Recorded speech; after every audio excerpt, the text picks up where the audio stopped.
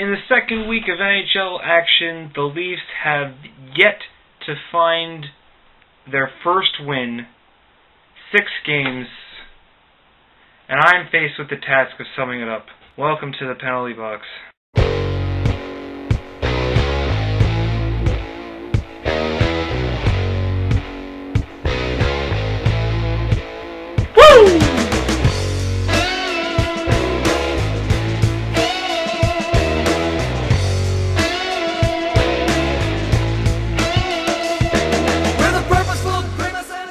First, let's take a look at the news around the rest of the league.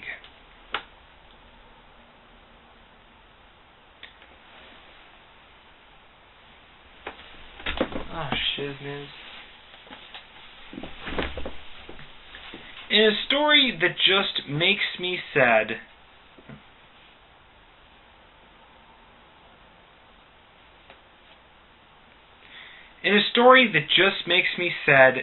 in his upcoming tell-all book, Theoren Fleury reveals that he has been sexually abused by Moose Jaw Warriors Graham James. No.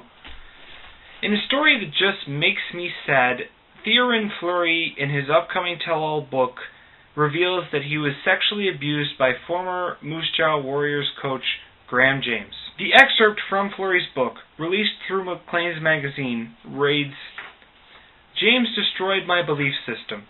The most influential adult in my life at the time was telling me that what I thought was wrong was right. I no longer had faith in myself or my own judgment. And when you come down to it, that's all a person has. Once it's gone, how do you get it back?" The excerpt goes on to say, "James was on me twice a week for the next 2 years. An absolute nightmare every day of my life." The terrible thing is this isn't the first news about Coach James and sexual abuse either. He was sentenced to 3.5 years after fellow teammate Sheldon Kennedy revealed that he had been sexually abused by Coach James as well. Kennedy also said that he knew Fleury was being abused by James, but didn't feel it was his place to say anything. Another segment of Playing with Fire was released, revealing that Fleury struggled with suicide and even went so far as putting a loaded gun in his mouth. This excerpt reads, "At 2 a.m., I reached over, picked up the gun, loaded it, flipped the safety off, and put the barrel in my mouth with my finger shaky on the trigger. I sat there forever, shivering so hard the barrel was bouncing off my teeth. How did it taste? It tasted lonely. Cold, lonely, and black. A small, sane part of me said, 'Don't do it, don't do it, don't do it, it'll get better.' But I fought that voice off. Expletive, this expletive. It's not going to get any better. The battle in my head went on and on. In one quick movement, I threw the gun down on the floor." This reveals how truly troubled Fleury was throughout his career. Now, I hope he's found peace now, getting this out in the open, and hopefully he can move on. Good luck, Fleury.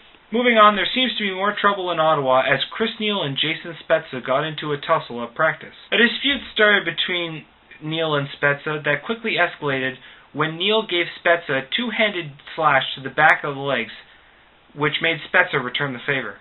Things ended quickly when Neil dropped the gloves and teammates intervened to stop things from getting ugly. The first thing I thought when I read this?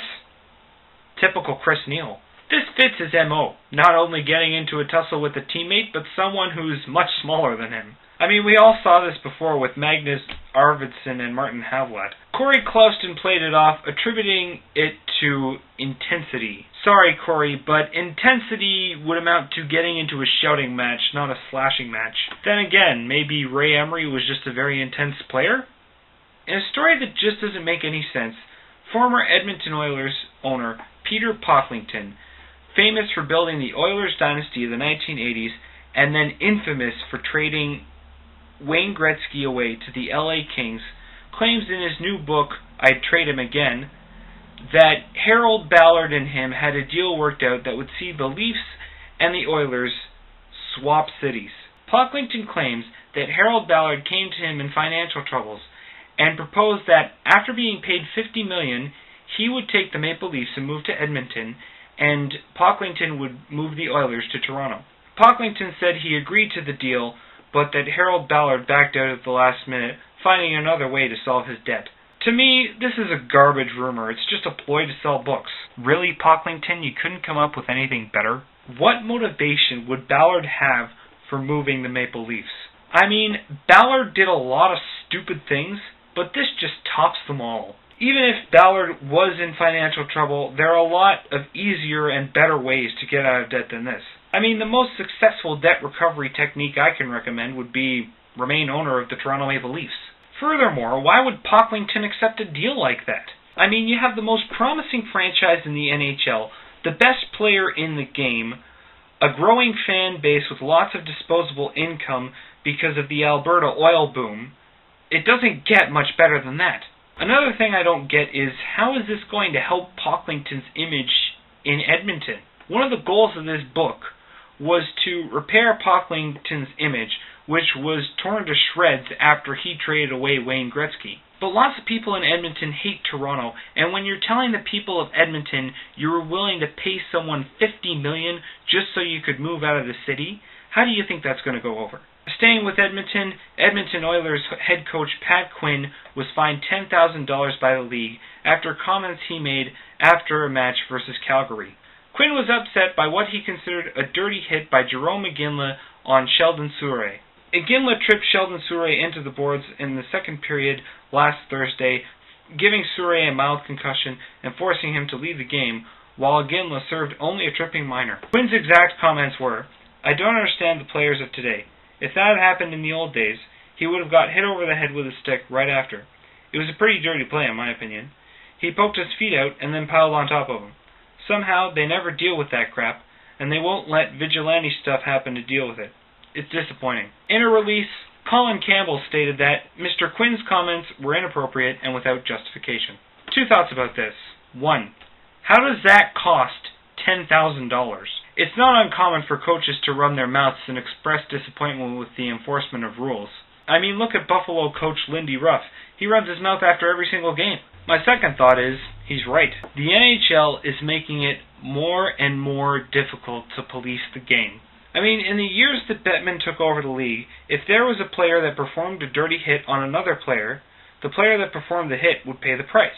He would be made an example out of to send a message that people couldn't push your team around. That's why you had players like Bob Probert, Marty McSorley, Ty Domi. But with the rule changes, it's becoming harder and harder to keep the players honest. I mean, look at what's been happening in the last few years.